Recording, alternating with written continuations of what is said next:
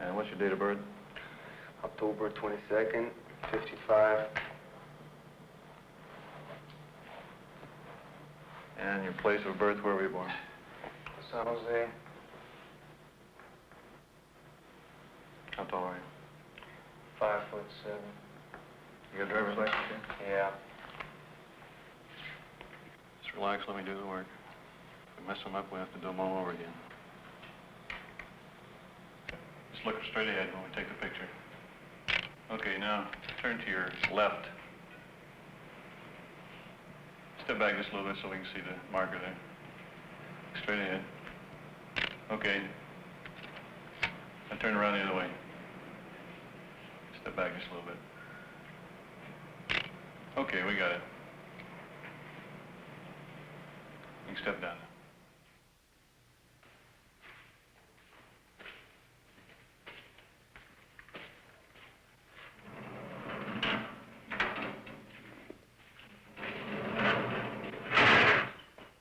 I knew that I was going to get busted.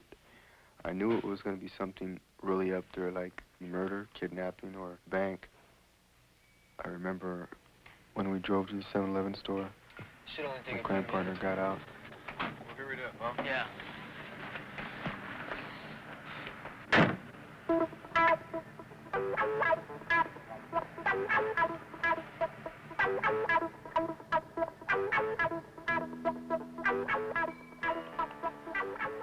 Give me money. I'll blow your damn head off. What do you want? All of it, in a paper bag. Okay. Faster, come on. Okay, all right, okay.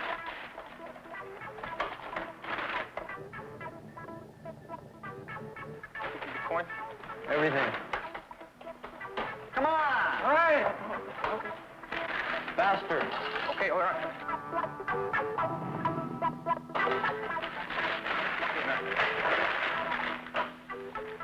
No, man, come on, man, no.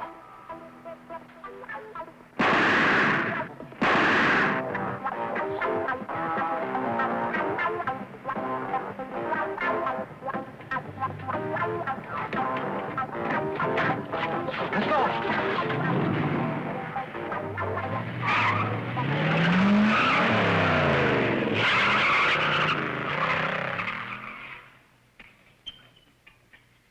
I remember my crime partner hopping into my truck with a shotgun, emptying out 2 empty cartridges, throwing them out the window.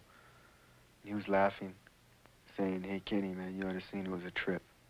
He was begging for his life, and I blew his head off.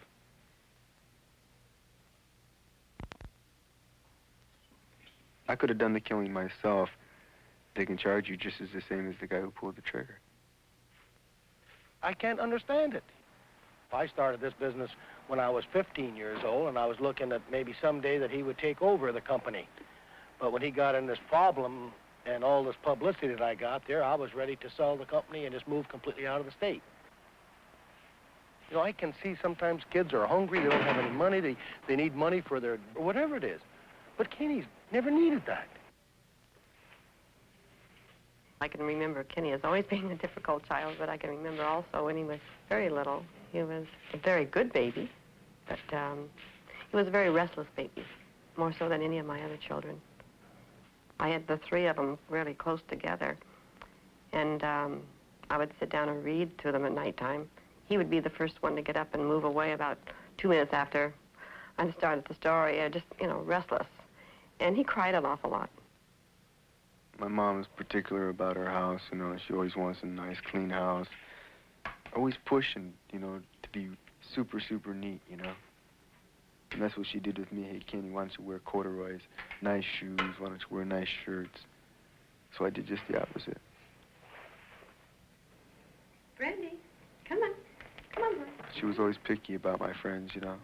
But I told her a long time ago that was my decision. My friends, you know, I picked them, you pick your friends. I used to try to bring them down to the plant and get them interested in the construction business and let them operate some of this equipment down there, but he lost all interest in it. Seemed like that he was trying to look for something, and I couldn't help on that because I didn't know exactly what he was looking for. Well, my dad is a successful contractor, and he's got a few major firms, and all over the country. He's worked for everything. He's worked for everything he's got, you know. And I look up to that. But he got so wrapped up in his business and his making money to build his house and to build his big business bigger and bigger, and he forgot about me.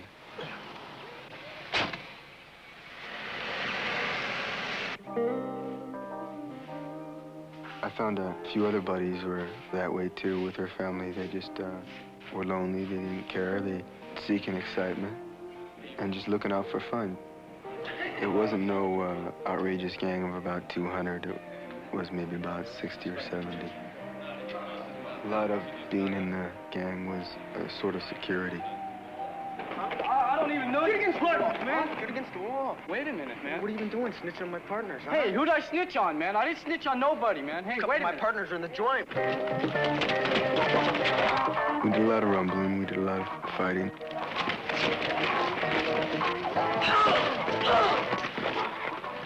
There were guys in there who just didn't care about hurting or getting hurt.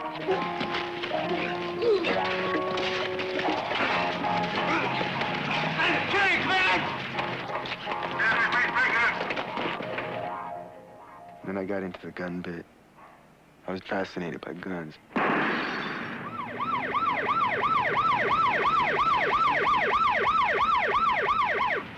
A couple cop cars got shot at in the nighttime, and they knew who was doing it. It was my people and me, but they never could prove it.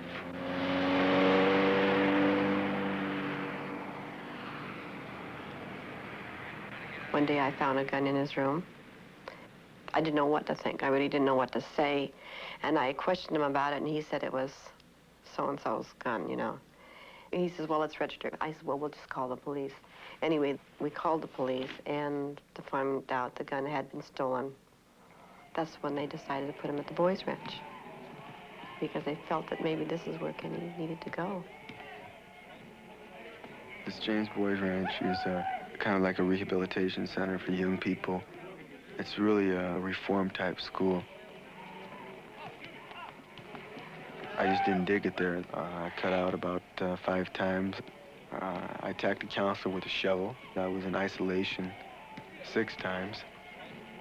Jesus Christ can make a wonderful difference in a guy's life. You may have fumbled. You may have blown it. In fact, you may have blown it bad. You may have even been put out of the game for a while. Well, man, you can get back in that game, and you can win, and you can be on the right track. Because, boy, the Lord can help a guy get it together and really build a brand new life from there. Friday nights, there was a guy who was a reverend, came out named Reverend Gordon McLean. I personally didn't like the guy. In fact, I personally hated everything he stood for. And honest enough to come to Christ and say, hey, I need a new life. I need your forgiveness. I need your help. And I want you in my heart. When I first met Ken, when we were ministering with the guys at the ranch, he was certainly fighting himself. He was trying to make a big impression on the other guys in the bad sense of that term. And he certainly wasn't ready to listen to the things that we were trying to share with him spiritually. So I felt at that time, Ken was really headed for more and serious troubles unless he changed. The ranch has really fine counseling. You're not considered a con or a prisoner. Your future's really in your hands. We've done what we can for you. You've got this potential, but yet you've got to do something about yourself, about your behavior. It's going to be hard. Nobody's saying it's going to be easy. It's going to be hard, but you can do it. After I got out of the ranch, I started moving on to bigger and better things. A lot of stealing, a lot of burglaries.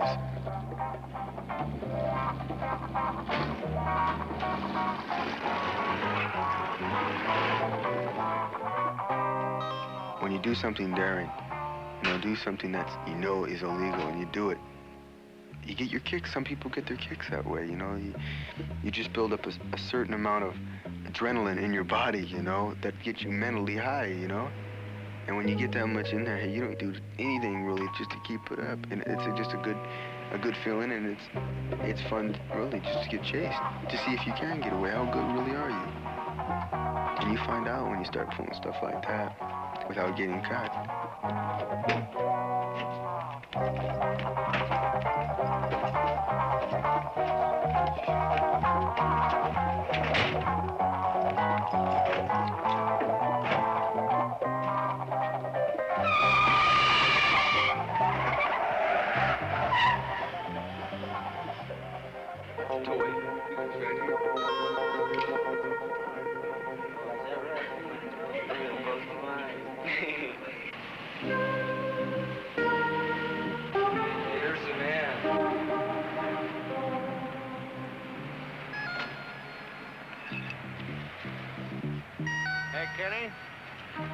by the car. Let's go.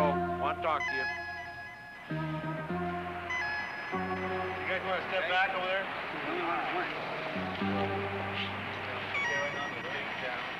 And the cops really had it down on me. They didn't like me at all. Even at the start out, they didn't like me. They heard that I'd been in a lot of trouble with the law, and they were always trying to bust me for burglaries. What's that for, man? This is a field interrogation card, you know. You meet the description of a suspect. And sometimes I liked it when I did get caught. And have a good laugh at the cops saying, hey, you knew I was there, but you couldn't bust me. I was just too slick.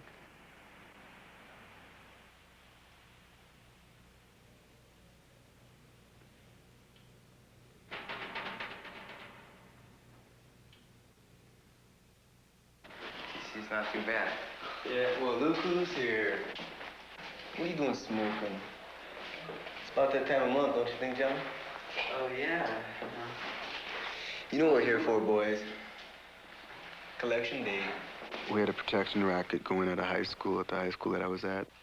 That's the only thing that kept me in high school. Hey, what do you want? Yeah, are you new here? I've been in this going to school here a week. Well, haven't you heard about a little thing that we got going here, like, called the protection racket? Afraid I haven't. Well, you're gonna hear it now. Hey, look, pal. I don't need protection from you. Sometimes it was protection from other people, but mostly it was buying protection from us, not to hurt them. You got the money, though? Yeah, okay. That sounds nice.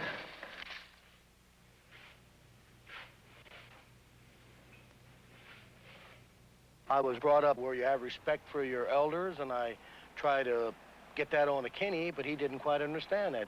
So how do you come to a mutual understanding? By talking, but we never could do that. He would fight me in everything I'd have to say.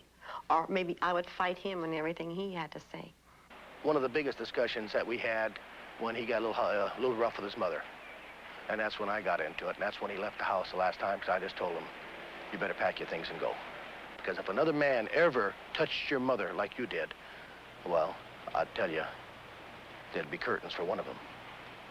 And I said, I won't allow it, especially you. Your mother had you, you know. Your mother, you know, the mother went through the misery and the pains, and you can treat your mother that way? No.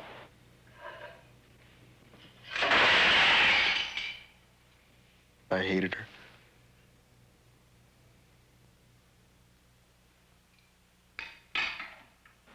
My parents came down to see me, but it was kind of like a forced thing, that they felt it was their duty to come down and see me as a son. I just heard from my attorneys that I was going to probably end up in prison for a long time, maybe doing the maximum of 13 years.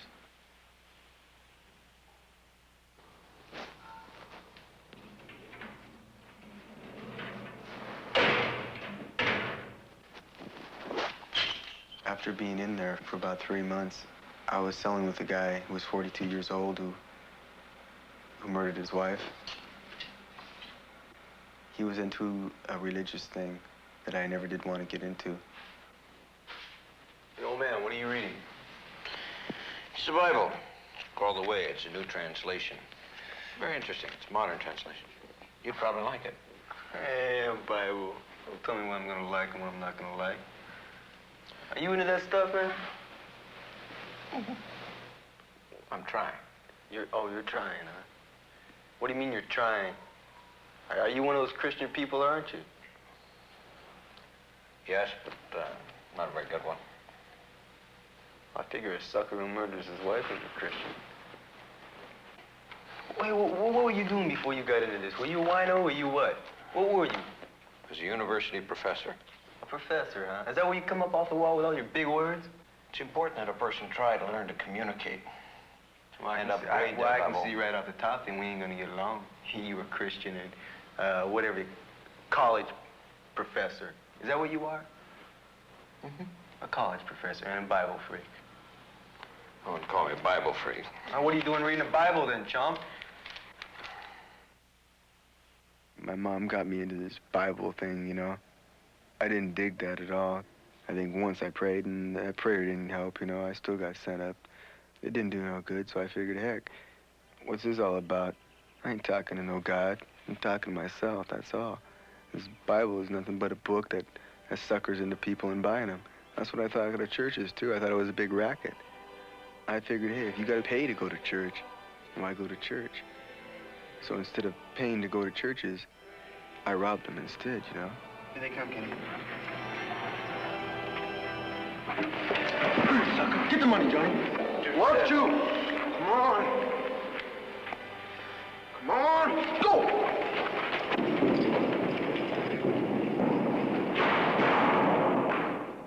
How long you been into this book, man?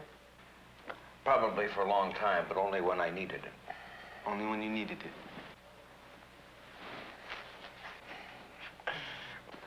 You don't like smoke, old man? I love it. You're worse than I thought you were. Reading trash like that to cover up with your problems. Why you call it trash? Because it is trash, man. I know people like that, man. I got picked up by Jesus freaks and Christians. You want to know something? There's as much Christians as I am, man. They do one thing, then look at it, and then do another thing when they're not holding it. Just like you, you're in the cell right here. Okay, for what? A 187 murder. And then you decide to pick up your Bible, huh?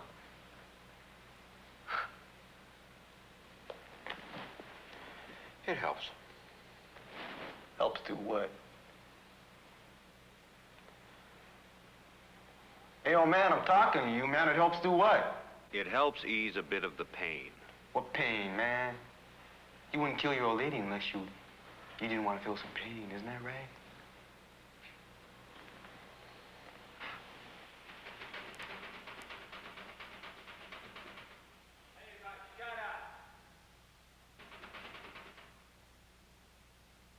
Hey, lady, I got a great deal for you today, man. Hey, I got this tape deck, man. It's a solar state. You know, car stereo is bad. I'll tell you what, man. I'll only let you have it for $5. Man, you can't go wrong with a tape deck like this. tape deck. Hey, man, like, yeah, I'll tell you what. I'll give it to you for $4, man. I need some bread, man. I already have a tape deck. Hey, What do you need bread for? Me and my partner are hungry, man. We need some money to get some food. Okay, listen. You're hungry? Why don't you come over to my house for dinner? Okay, Okay? wow. Thank Is that you, okay, man. babe? Yeah. Okay. Yeah. Listen, there's only one stipulation. After we eat, we have a Bible study. You have what? A Bible study. You know, with a Bible and you read it?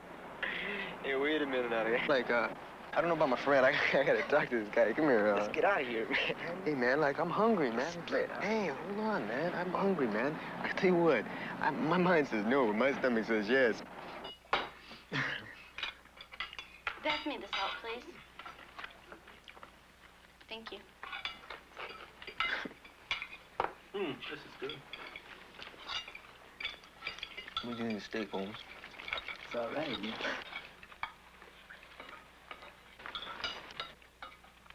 Ken, where do you get your tape decks from anyway? Let's just say I know where to get them very quick with very little hassle. Shall we keep on sinning so that God can keep on showing us more and more kindness and forgiveness? Of course not. Should we keep on sinning when we don't have to? For sin's power over us was broken when we became Christians and were baptized to become part of Jesus Christ. Through his death, the power of your sinful nature was shattered. Before I accepted the Lord, I really was a slave to sin. It was like I didn't have control over the things I was doing, and I would be thinking in my head, wow, I don't want to do this, but something just kept forcing me to do some things I didn't want to do, and I didn't have anything to live for. Right. I agree. And then I came to the Lord, and he's just filled up with my life with so much happiness. And I'm just really happy now.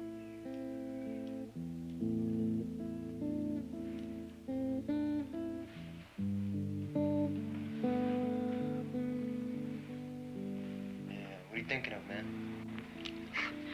I don't know, man. I'm thinking about these people. I'm thinking, hey, these people are strange, man. Something's wrong with them, man. They belong in a nut house, or they really have something going about that Lord and that God they were talking about all night. You must be crazy. I'll tell you one thing, Holmes. They're a lot happier than we are.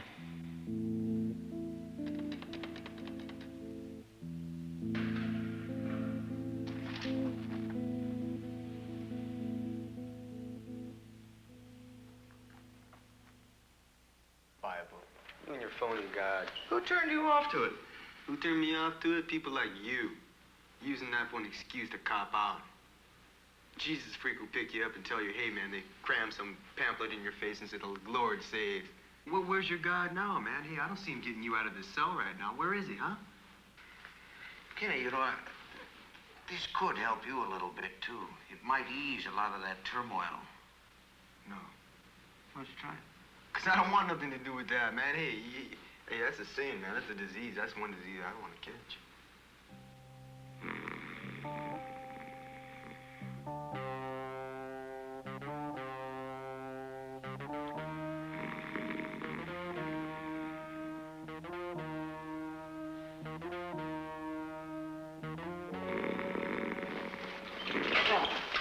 Hey, old man, you're not in the St. James Hotel, man. I'm sorry.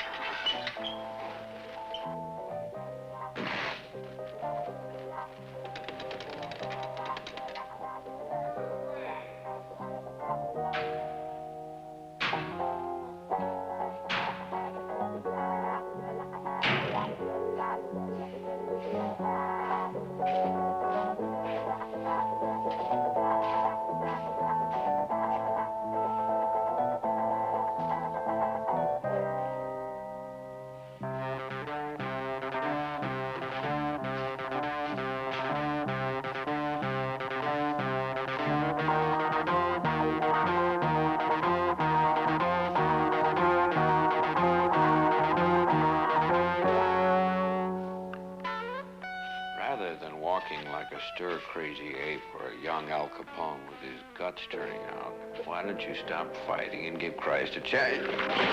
Listen, old punk. I'm sick of you and your phony Bible. How can a religious guy who kills his wife in cold-blooded murder believe in a Bible and tell me all about it, huh? You mind your own business and I'll mind mine, punk, you hear me?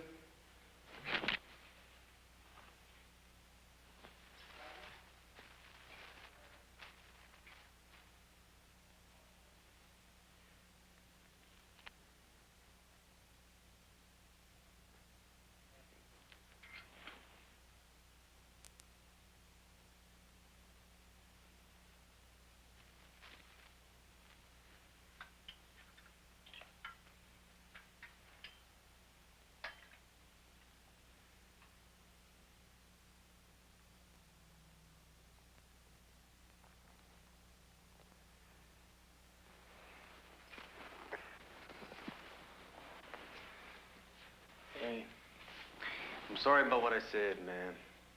Hey, Robert, I've been in here almost 4 months, man. I'm uptight. So, hey, hey, I'm sorry about what I said, man. Hey, man, I'm saying I'm sorry. That's off the top, man.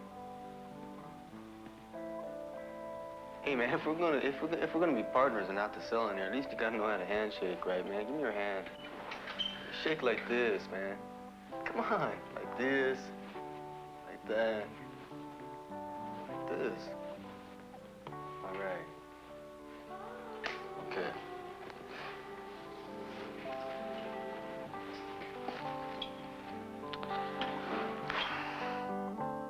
How far did you get in school? I dropped out when I was a freshman. Okay, how well do you write? Do you like to write? No. I don't know how to write that well. Okay, man. how about reading? No. All right, would you like to learn to read better? Yeah, I'd like to learn how to read, but I can't read. I don't know how. I can read small words. Okay. If I agreed to teach you, would you agree to be my student? There's only one catch, and that is we've only got one book in here. It's the Bible, and it's... Start out with the Bible, though? What, are you going to read the walls?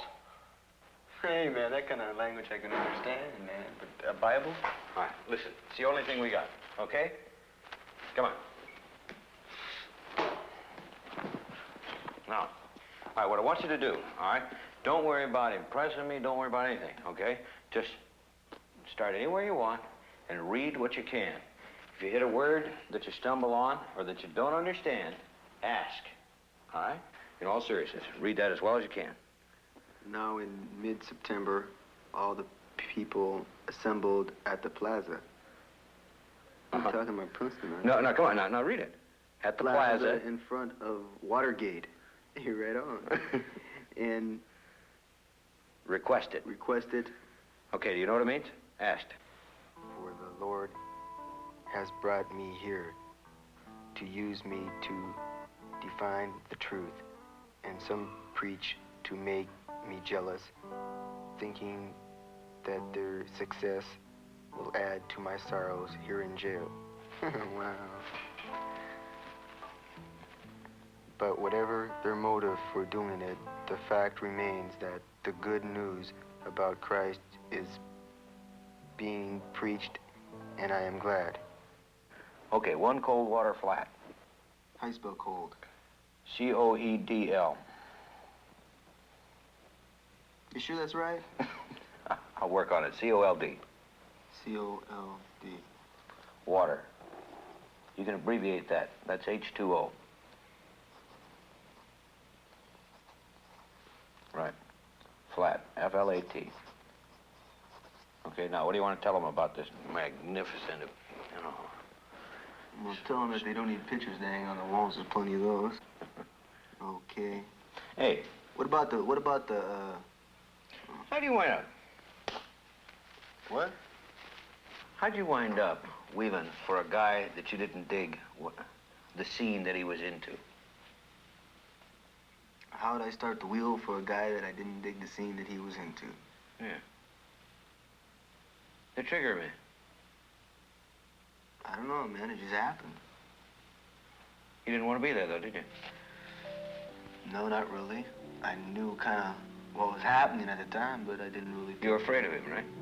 No, I wasn't afraid of him. We just drove there and it just happened.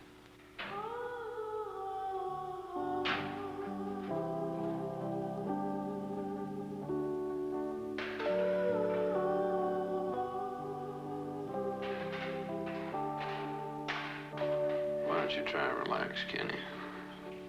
Relax. Man, look at all that racket. How can you relax? Hey, about shut up. You only been hearing that for 2 weeks. I've been hearing it for 4 months. Yeah. Weren't for the Lord, I probably couldn't sleep either.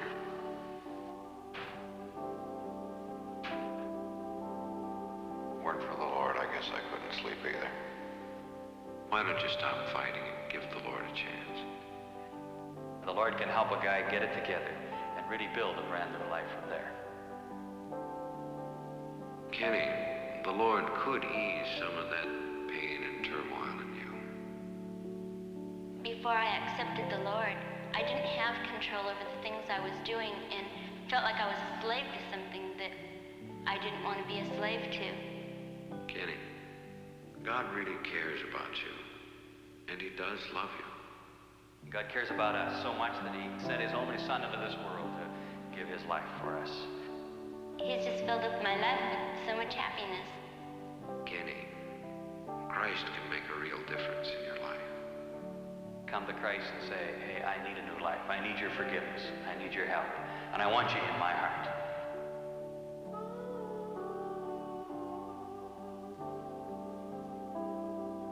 That night I accepted the Lord into my life.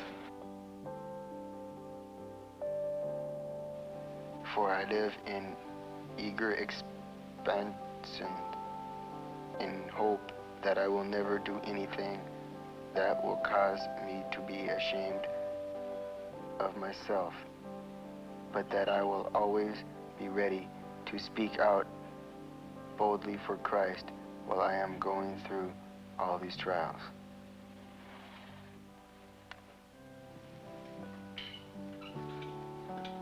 After being chained down for 6 months, I wanted to get out on bail, but the judge kept denying me my bail.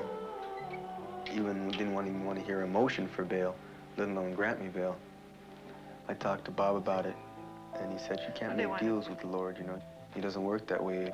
And I told the Lord, I go, hey, if I don't get out, it's not your fault, it's not my fault. You know, it just happened. But if it's your will for me to get out, let your will be done. 2 weeks later, I was out on bail, $200,000 bail, which was a property bond that my parents posted for me. After Ken was released on bond, our campus life staff and I spent considerable time with him. We've seen some really exciting things happen in this young guy's life. His commitment to Christ was the start of a very beautiful experience that's kind of blossomed and grown in the last few months that Ken's been out. He's learned a lot about himself. He's learned a lot about the Lord and His Word. And he's drawn really closer to his family, starting to really relate and understand them like, well, maybe he never has before. And they're talking to each other. Now, admittedly, that is a long way to go, and some of these things are just a beginning point with him. But it's a good beginning and a healthy beginning. In my home situation, I'm not going to say it's fantastic. It isn't. Let's just say it's moved up a few notches, you know. I think that where I went wrong, and if I would relive my life again, start all over again with Kenneth, I think that I would give him more of my time and more of my love instead of material things. He was searching for attention from me. He wanted a father, and I'm not the easiest man in the world to get along with. I'm hard. I have a shell around me. I didn't let him get close enough to me, but that's wrong. The worst possible disposition that we could have in this case would be a finding by the jury, of course, that you're guilty as charged with first-degree murder. That would mean, in terms of time, barring any other special kind of considerations that the court might want to give, a minimum of 12 years in the state penitentiary. Sure, I feel like splitting sometimes and just leaving and saying, okay, I don't want to face what I have to face, goodbye.